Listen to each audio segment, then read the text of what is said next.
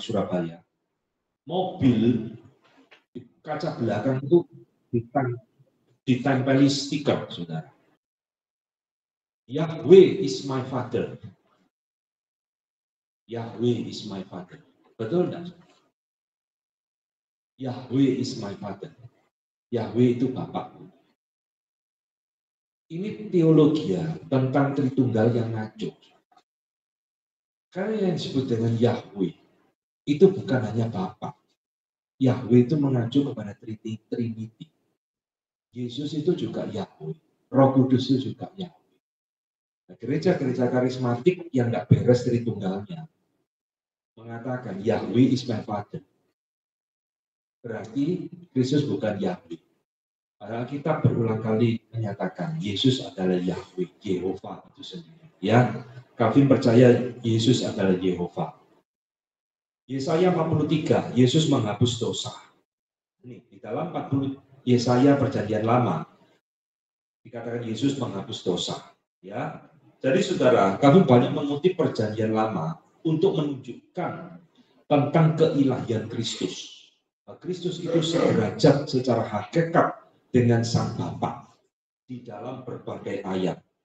Nah, bagaimana dia menjelaskan tentang Kristus itu lebih rendah dari Sang Bapa?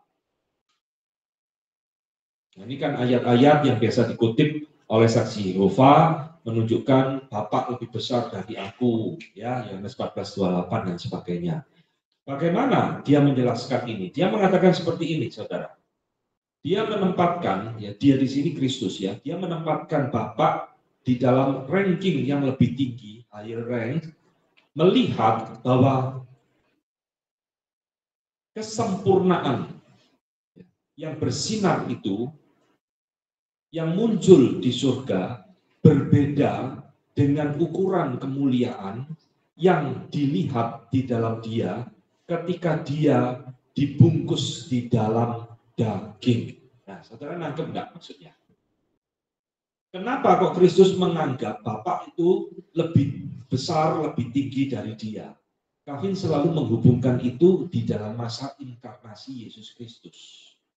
Karena kemuliaan Kristus di dalam kekekalan, appear in heaven, yang nampak atau yang muncul di surga sebelum dia datang, berbeda dengan kemuliaan ketika dia memperkenalkan diri saat dia dibungkus di dalam daging. Ini bicara tentang inkarnasi.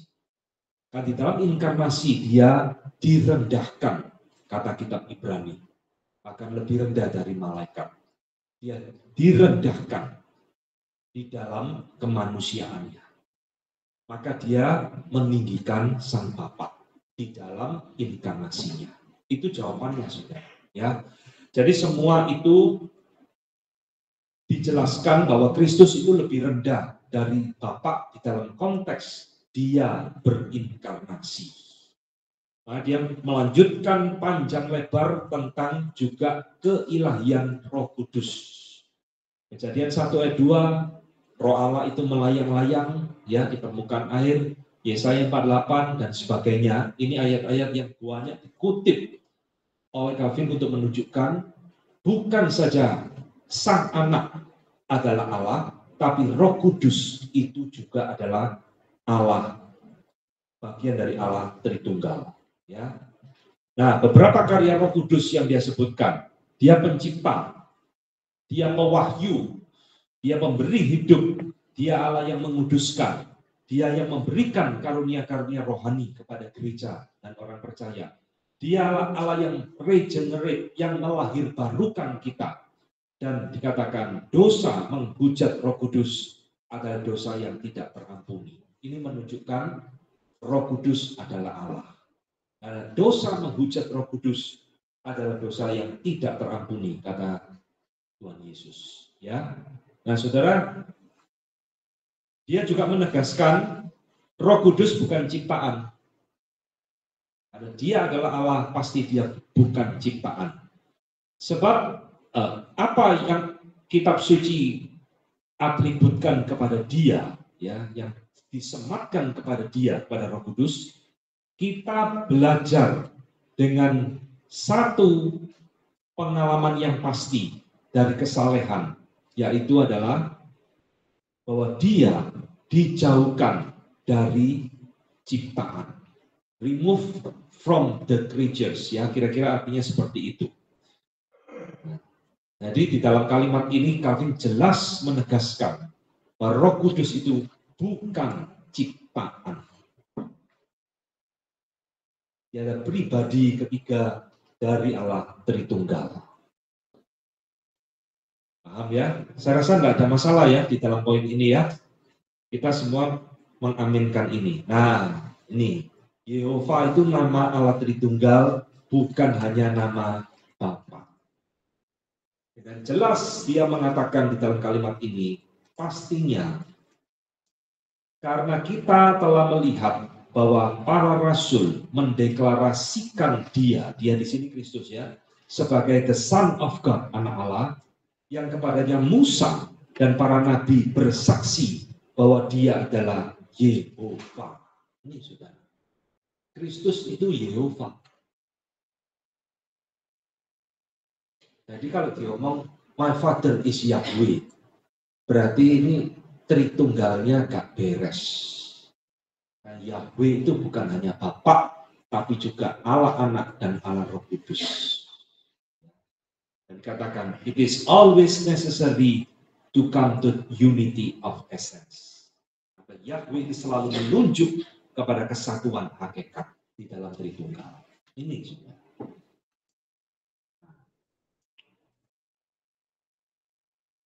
Oke, ada yang mau ditanyakan?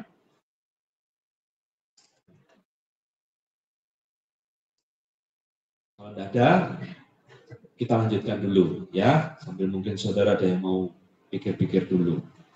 Nah, now that the name of Jehovah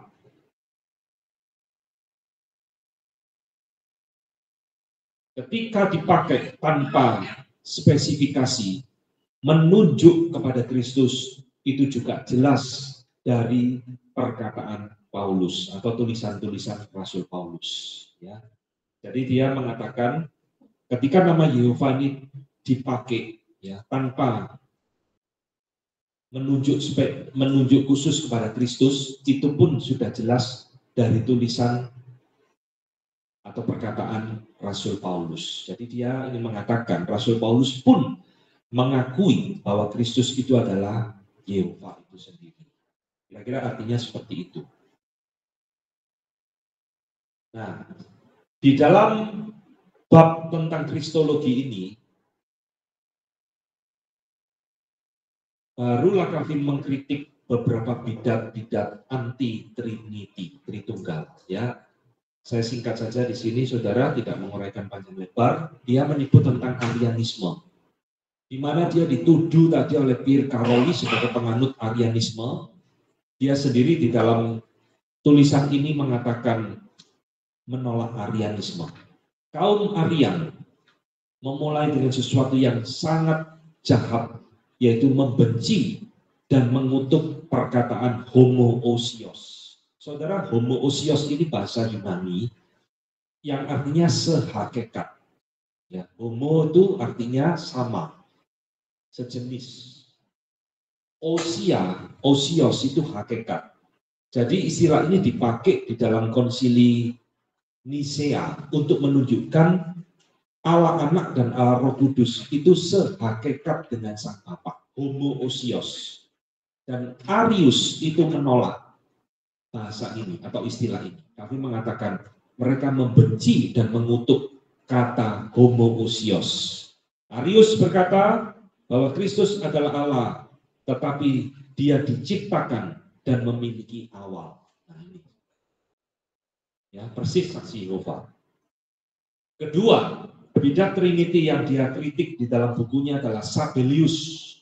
Sabellius adalah nama bapak gereja yang kemudian ajarannya dikenal Sabellianisme. Sebenarnya pandangan dia bukan cuma dia yang pegang ya. Ada yang namanya Praxeas, kemudian Noetus, macam-macam. Tapi ajarannya sama, tapi yang populer justru Sabellius, Sabellianisme. Mengajarkan bahwa Father, Son, and Spirit itu hanya melambangkan melambangkan tidak ada perbedaan di dalam diri Allah. Jadi saudara, ajaran Sabellianisme ini merupakan salah satu ajaran bidat Tritunggal yang paling populer selain Arius tadi. Dan masih banyak dipegang oleh gereja hingga hari ini. Khususnya di dalam gereja-gereja yang berdenominasi Pentakostal dan Karismatik. Walaupun saya tidak berani mengatakan semua, tapi kebanyakan. Apa yang diajarkan oleh Sabellius? Nah, saudara, Sabellius tadi kami mengatakan Bapak dan Anak itu tidak ada perbedaan di dalam diri Allah. Jadi sebenarnya bagi Sabellius, pribadi Bapak, pribadi Anak, dan pribadi Roh Kudus itu pribadi yang sama. Kalau kita kan tadi beda ya saudara ya. Jelas beda. Bapak, Anak, dan Roh Kudus itu tiga pribadi yang berbeda, tetapi satu hakikat. Bagi Sabellius, enggak. Ini pribadi yang sama. Cuma gonta-ganti nama. Dulu di PL sebagai Bapak. Lalu dia datang lagi menjelma jadi manusia, jadi sang anak. Setelah dia mati bangkit naik ke surga, turun lagi ganti wujud, ganti nama, jadi Roh Kudus. Tapi ini sebenarnya orang yang sama. Seperti Peter Parker dan Spider-Man. Nah, itu orang yang sama. Kadang-kadang jadi Spider-Man, kadang-kadang jadi Peter Parker. Tergantung keadaan. Nah, itu ajarannya Sabellius. Ya, silakan. Mungkin Sabellius ini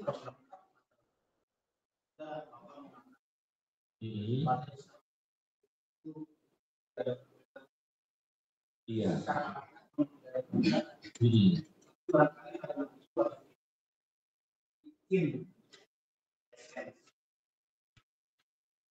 Bukan hanya in essence, Pak. In person juga. Jadi pribadi Bapak, pribadi Anak, dan pribadi Roh Kudus itu satu pribadi. Mereka tidak percaya tiga pribadi. Satu hakikat, satu pribadi. Bapak, Anak, dan Roh Kudus adalah pribadi yang sama. Ya. Person. Iya, tidak ada bedanya, semua sama. Ya, sama seperti saya sekarang ngajar di sini pakai baju batik. Nanti saya pulang ke rumah saya, ya ngapain saya di rumah batikan terus, panas, ya. Saya ganti celana pendek, kaos oblongan. Tapi orang yang sama. Nanti saya khotbah, saya ganti lagi pakai jas lebih resmi lagi. Tapi saya orang yang sama, hanya gonta-ganti wujud, gonta-ganti baju. Nah ini ajarannya Sabellius. Ingat, bidat Tritunggal selalu bingung apa itu hakikat, apa itu pribadi. Itu kuncinya. Nah, saya jamin ya. Selama bingung hakikat dan pribadi tidak bisa menghubungkan dengan beres, pasti jadi bidat. Tinggal namanya macam-macam, modelnya, teorinya macam-macam. Ketiga, yang disebut di dalam buku ini adalah Michael Severtus, ya, atau bahasa Spanyolnya Miguel Severtus. Ini orang Spanyol, saudara. Jadi Michael Severtus ini bukan orang bodoh, dia dokter, orang pintar. Tapi dia ini hatinya jahat luar biasa terhadap kekristenan. Dia tulis satu buku yang terkenal, bahasa Latin ya, De Trinitatis Erroribus, kesalahan-kesalahan doktrin Trinity. Kemudian Christianismi Restitutio, menyusun ulang kekristenan. Ya intinya sama, menolak Tritunggal.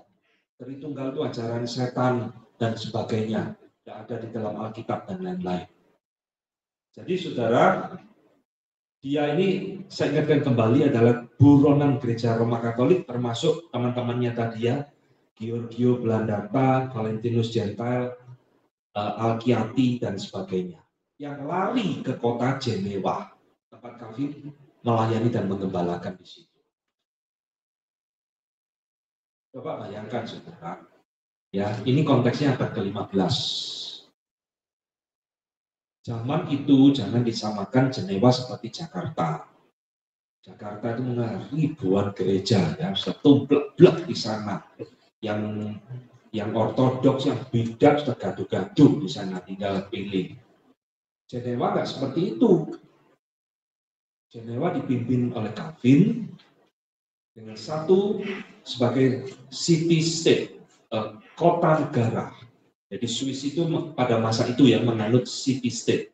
Jenewa, Basel, Strasbourg, macam-macam itu punya otonomi hukumnya sendiri-sendiri. Sehingga saudara pada masa itu tidak gampang. Ujuk-ujuk ada 5 orang bidat masuk ke kota itu lalu menyebarkan ajarannya. Terus saudara sebagai satu tokoh rohani di gereja itu diam-diam aja. Ngerti maksud saya? Konteksnya beda loh dengan zaman sekarang. Terus saudara santai, nggak apa-apa, toleransi ya. Kita harus toleran, saling mengasihi. Engkau saudaraku, aku saudaramu. Begitu tidak. Tapi kebakaran jenggot. Karena ajaran ini sangat merusak iman Kristen di kota Jenewa. Itulah supaya dia mengambil tindakan. Tapi saudara, bukan banyak orang salah mengerti ya. Calvin membunuh Michael Servetus, membakar Michael Servetus. Emangnya Calvin itu jagal. Ya. Ini kesalahan-kesalahan orang memahami Calvinisme. Saudara kalau membaca sejarahnya, Calvin itu berulang kali menasihati Michael Servetus. Dia dipenjara, saudara. Yang memenjara pasti negara, bukan Calvin. Calvin berulang kali mengunjungi, menasehati supaya dia bertobat, tarik bukumu kembali. Servetus tidak mau, tetap ngotot. Dan Calvin sudah surat menyurat dengan beberapa rekan reformasi lain, meminta nasihat tentang kasus-kasus yang dihadapi. Dan rekan-rekan reformasi yang lain juga menyetujui. Dan itu memang kebudayaan di dalam zaman itu, tidak resikonya hukuman mati. Saudara, ada yang tidak fair ya. Kalaupun kita tidak setuju, Michael Servetus dihukum mati. Kenapa tidak mempermasalahkan kasus yang lain? Orang-orang reform, saudara, di dalam masa itu dibantai oleh gereja Roma Katolik 1572 di dalam Saint Bartholomew's Day. 30.000 orang. Kok tidak pernah diributkan?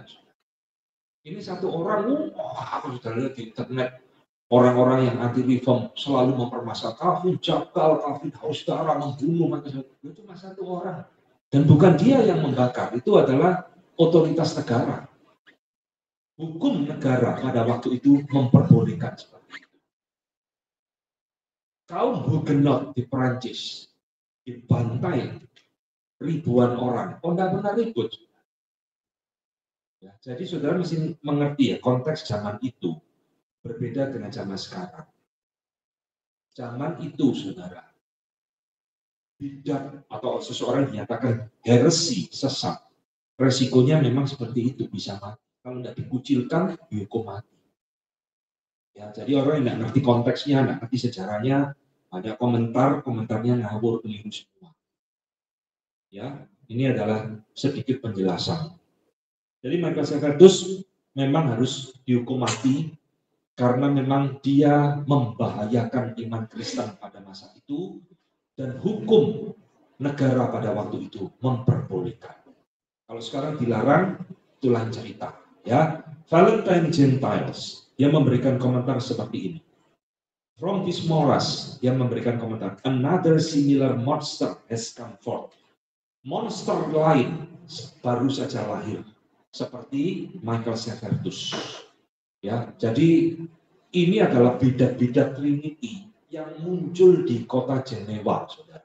Sehingga beberapa nama ini muncul di dalam institusio untuk menunjukkan perlawanan dia terhadap bidat-bidat anti-Trinity. Ya. Nah, ini 3 nama yang saya temukan muncul di dalam institusio. Servetus, Valentine Gentile, dan siapa tadi? Ya, Michael Servetus. Ya. Oke, ini tentang kristologi. Ya.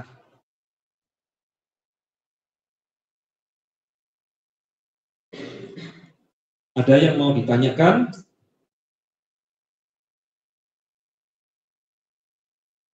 Saudara mungkin tanya, loh, Calvin kok enggak membahas dua natur Kristus ya? Nah, ya kan? Ini saudara kita mau masuk ke providensi Allah dulu. Loh, kok enggak membahas dua natur Kristus ya? Itu nanti dia bahas pada waktu bicara tentang keselamatan. Nah, ini saudara, contoh jelas ya. Dia bicara tentang kristologi di sini, dia suspend, dia tunda dua natur Kristus, dia bahas nanti pada waktu bicara tentang doktrin keselamatan. Lompat sini, lompat sana. Nah, itulah insipisio. Yang mempersiapkan ini mumet. Oke, ada yang mau tanya tentang keilahian Kristus? Ya.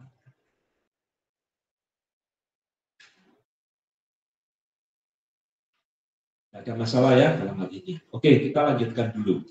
Ini perlu break nggak sih? Mau langsung jos sampai jam 12 ya? Enggak, setengah 12. Setengah 12 saja ya, break ya, selesai. Lunch. Lunch ya, berarti ya kira-kira setengah jam lagi lah, 20 menit lagi. Oke. Providensi Allah. Sekarang dia berbicara menjelaskan dengan providence of God. Salah satu doktrin penting di dalam teologi reform. Saudara, apa yang Calvin percayai tentang providensi Allah? Mudah-mudahan saudara sudah mengikuti ya, mengambil ini. Biasanya saudara, di dalam sistematika modern, providence of God ini dituliskan atau ditaruh di dalam doctrine of God. Tapi Calvin tidak, ya, doctrine of God sudah kita lewati, dia bicara khusus tentang providensi Allah. Pertama yang dia imani adalah Allah itu mengatur segala hal atau segala peristiwa atau segala kejadian. Ya, dia dengan jelas mengatakan, biarlah pembacaku menangkap bahwa providence bukan berarti bahwa Allah itu dari jauh idly, ya diam hanya nonton, gitu ya, pasif menonton dari surga apa yang akan terjadi di bumi atau di dunia ini. Tetapi sebagai penjaga dari kunci, dia governs, mengatur, memerintah all events, semua kejadian. Ini yang penting. He governs all events. Dia mengatur segala peristiwa yang terjadi di muka bumi ini. Jadi doktrin providensi Allah ini sangat berlawanan dengan doktrin deisme. Kalau saudara, deisme adalah satu pemahaman tentang Allah yang pasif dan Allah yang meninggalkan dunia ciptaannya.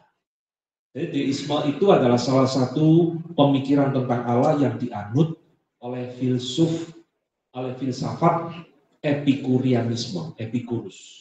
Setelah Allah itu mencipta, Allah meninggalkan dunia ciptaannya, Allah tidak gubris dunia ciptaannya. Itulah sebabnya sekarang banyak terjadi malapetaka, bencana alam, perang, COVID, dan sebagainya. Karena Allah sudah tidak peduli dengan ciptaannya.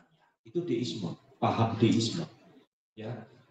Nah, paham ini muncul di abad ke-17 dan banyak juga mempengaruhi beberapa teolog-teolog di dalam masa itu. Jadi deisme itu muncul setelah masa reformasi. Itulah sebenarnya Calvin tidak menyinggung tentang deisme. Tetapi di dalam konsep providensi ini, jelas sekali Calvin berpegang Allah berdaulat mengatur segala sesuatu. Ya, di dalam kalimat yang lain dia mengatakan, tetapi iman itu harus masuk lebih dalam, yaitu menemukan dia Allah sebagai pencipta segala sesuatu dan menyimpulkan bahwa dia adalah everlasting governor, pemerintah yang kekal dan preserver, pemelihara yang kekal. Allah itu pencipta, Allah itu adalah pemelihara yang kekal, pemerintah alam semesta yang kekal.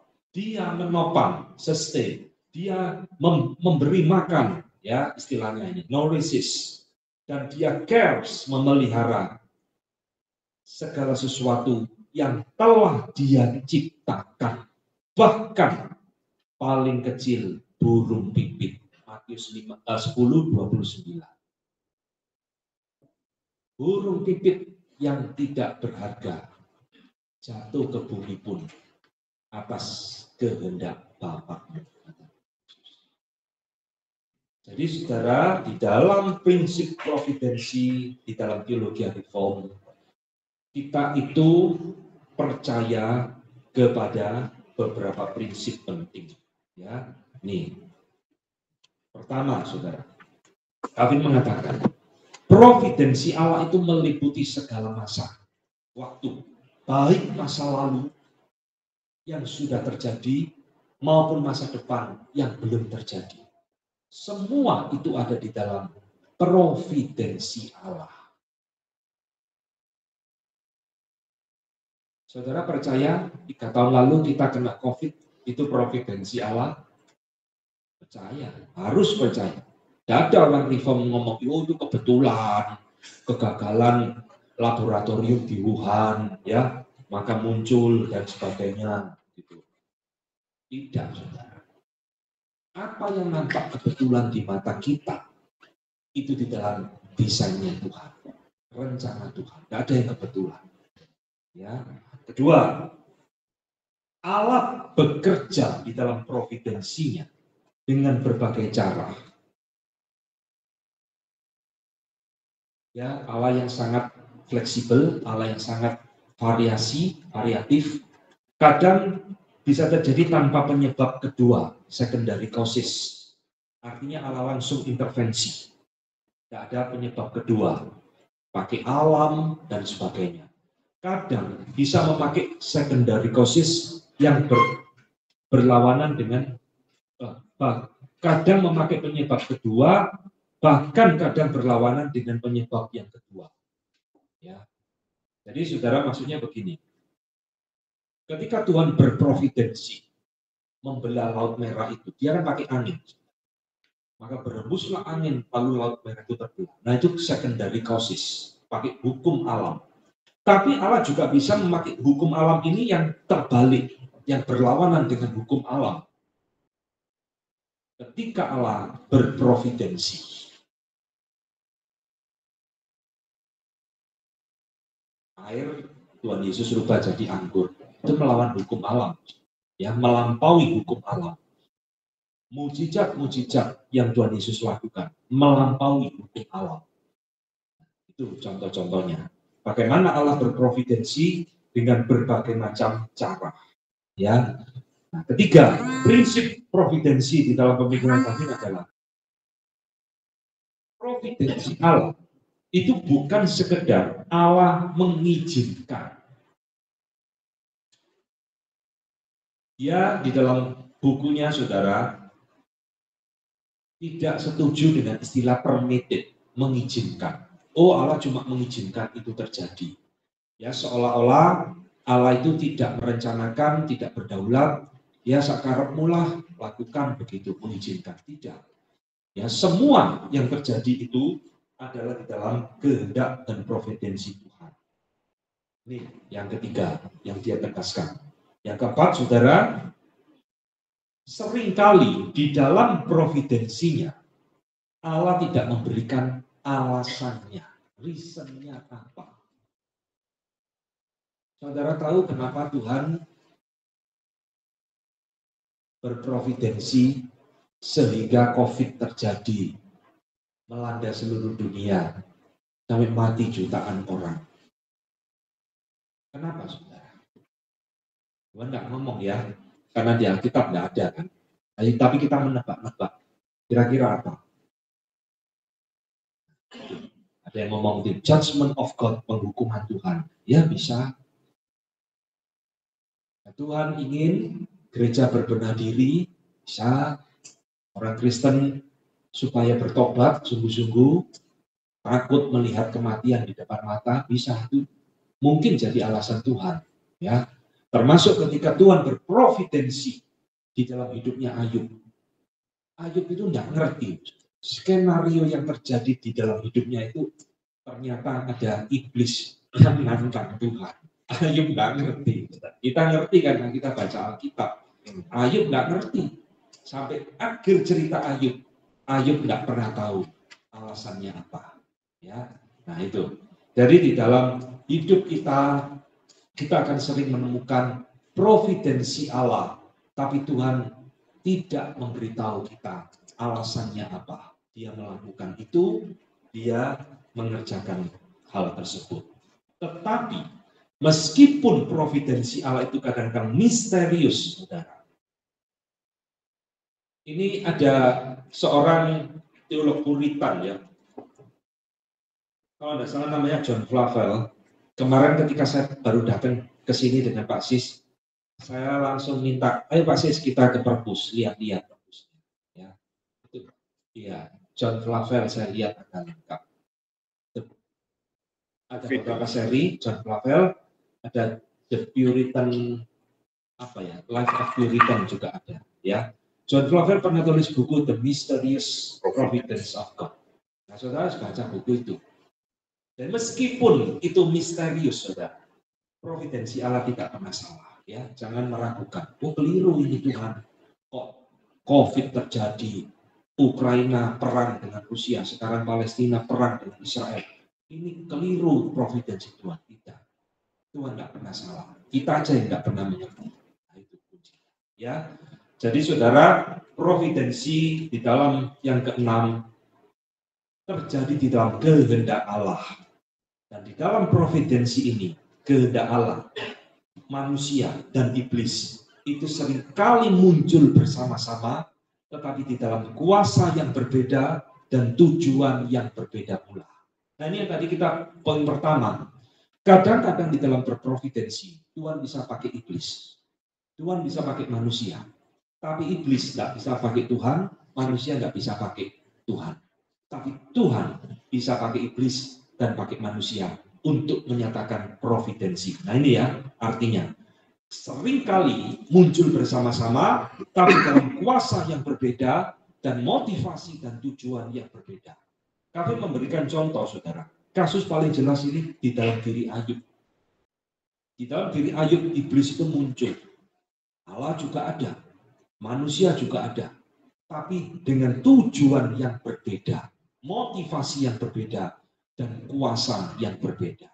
Ya, jadi di dalam hal inilah providensi Allah itu terjadi di dalam dunia ini. Nah ini kami mengatakan, God makes this evil instrument. Tuhan bisa memakai kejahatan-kejahatan manusia ini sebagai alat di tangannya. Ini banyak orang bingung, saudara. Asyur adalah alat di tanganku, kata Tuhan. Babel menjadi alat penghukuman bagi umatku. Bisa, dia berhak. Tapi jangan dibalik. Babel memperalat Tuhan, tidak ada itu dalam Alkitab. Ya, jadi kami mengatakan Tuhan bisa memakai evil menjadi instrumen di tangan Tuhan, yang dia pakai di tangannya untuk berbalik kemanapun yang dia inginkan. To serve his justice, untuk melayani keadilannya. Ini. Ya. Nah, saudara sekalian, jam berapa ini? 10 menit lagi. Ya, silakan Pak. Iya Pak, tadi saya menunggu tapi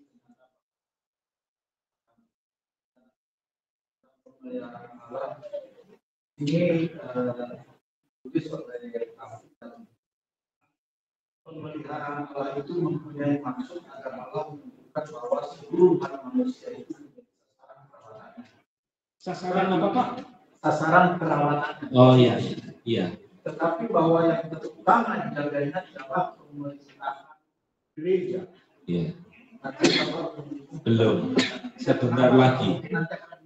Iya, sebentar lagi. Iya, iya. Oke, ya. Yang lain ada yang mau tanya? Silakan Pak.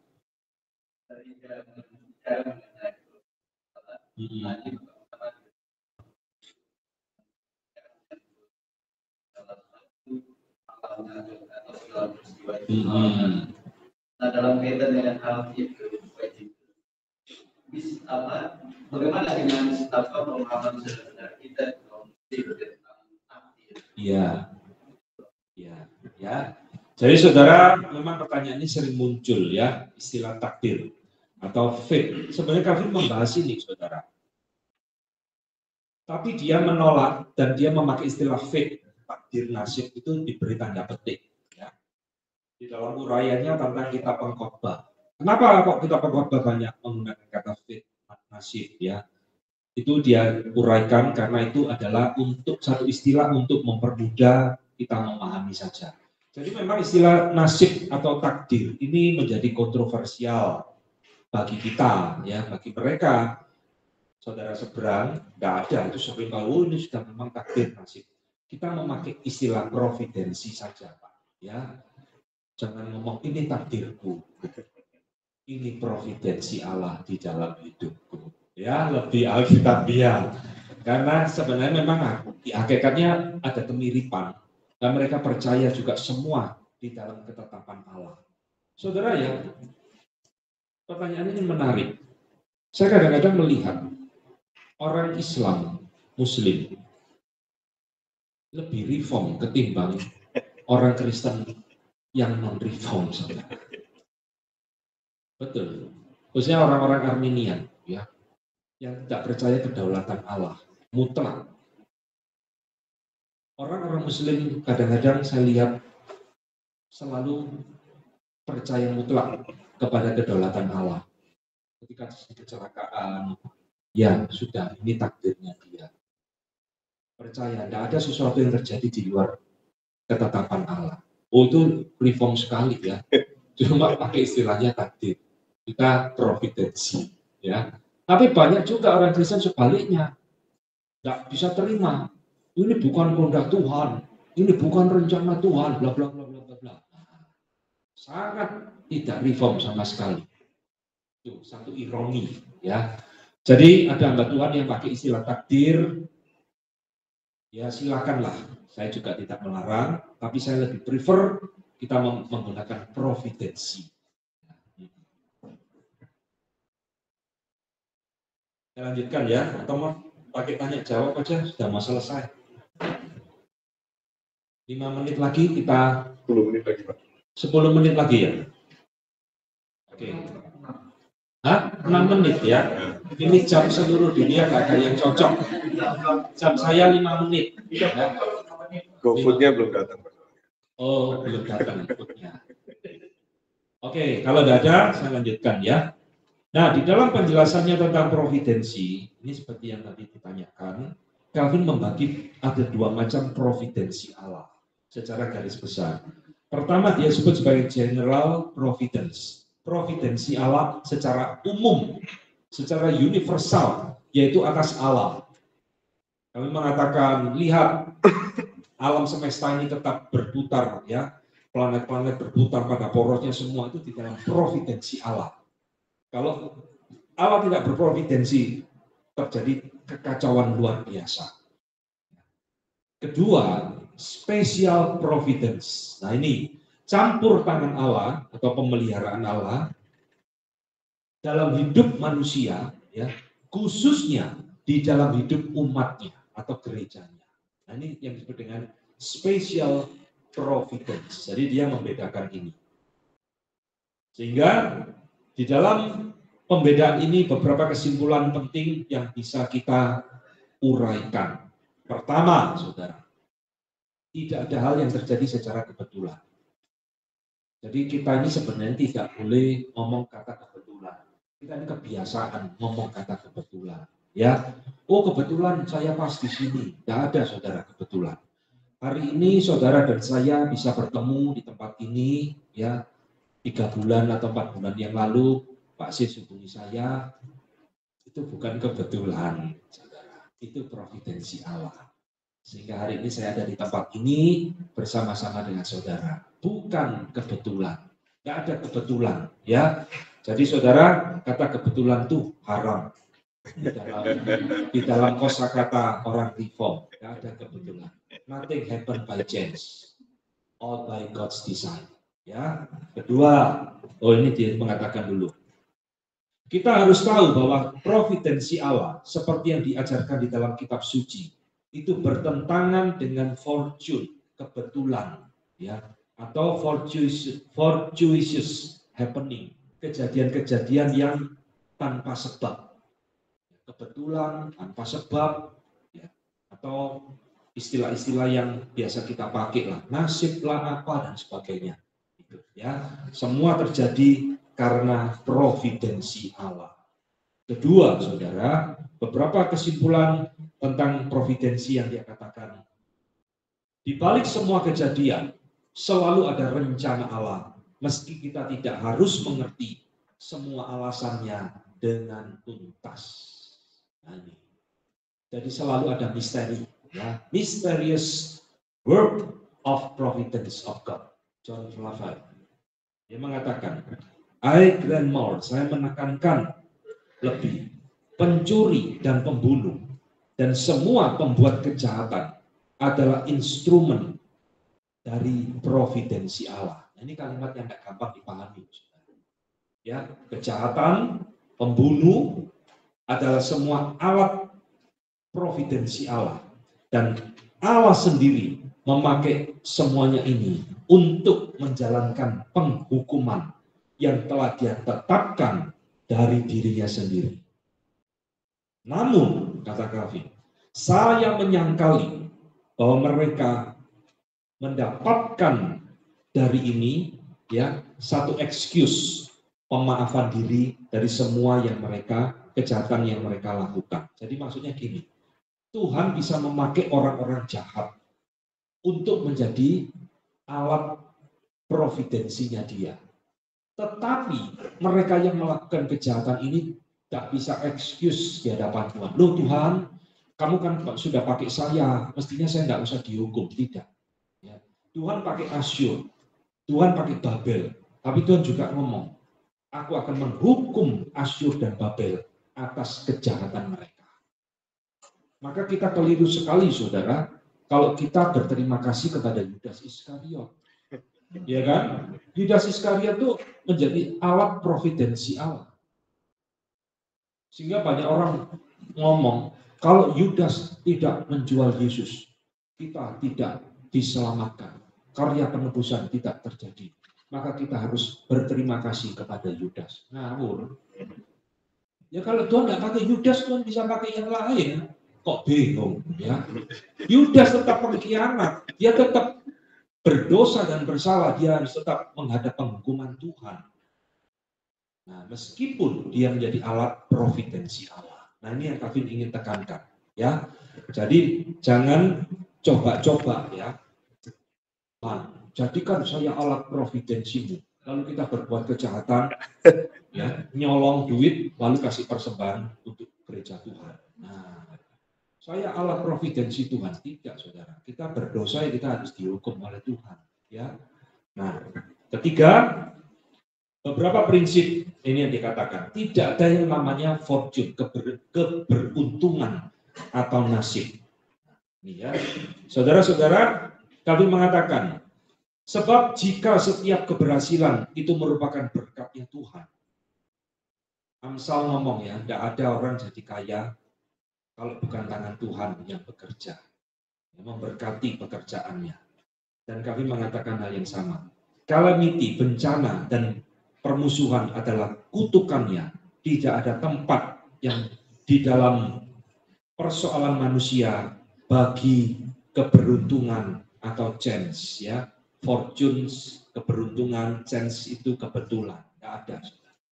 Karena semua keberhasilan, semua bencana itu datangnya dari providensi Allah.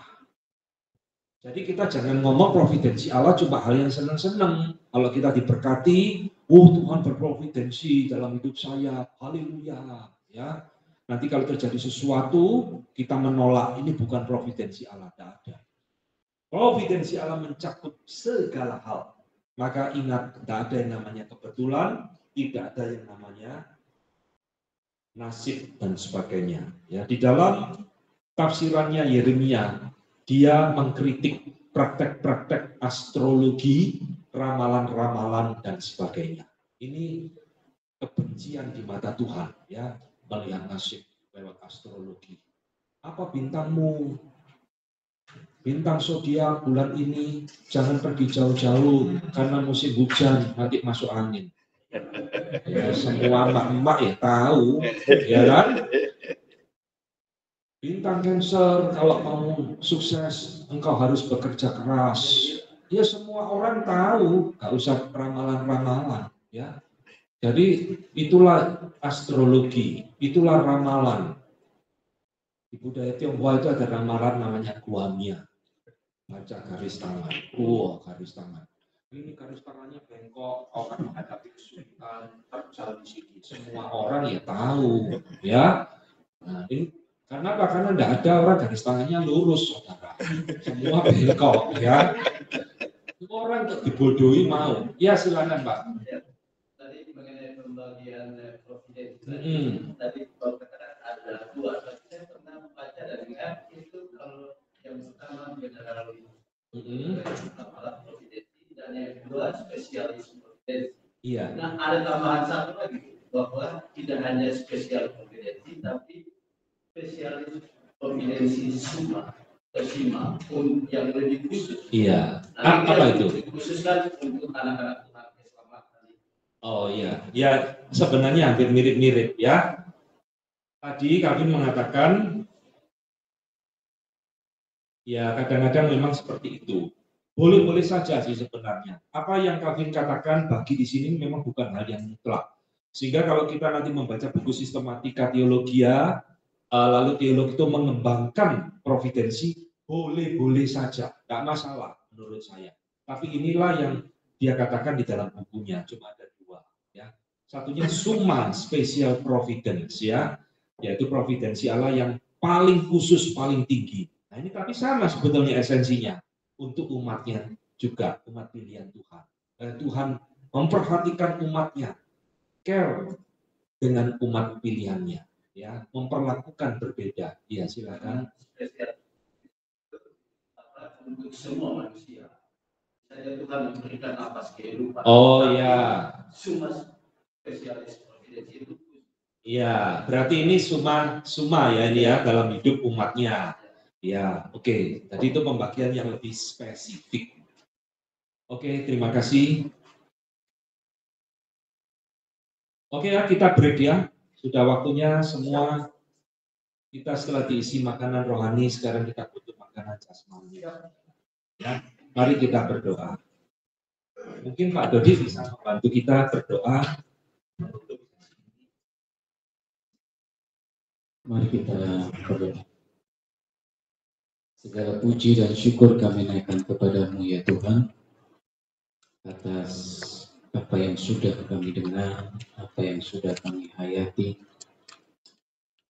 yang semuanya itu menjadi berkat bagi kami untuk semakin dalam mengenal Engkau ya Tuhan. Ya Tuhan, dalam seminar ini banyak hal yang banyak kami boleh ketahui, yang kami dengar, biarlah semuanya itu menjadi sesuatu hal yang berguna bagi keberadaan kami, untuk pelayanan kami, untuk kemuliaan-Mu ya Tuhan. Dan kami akan beristirahat, kami akan menikmati apa yang sudah disiapkan, biarlah Tuhan sucikan dan kuduskan, supaya itu menjadi sumber kekuatan yang baru bagi tubuh kami. Dalam nama Tuhan Yesus Kristus kami sambut berkat-Mu dan ucapan syukur. Amin. Amin.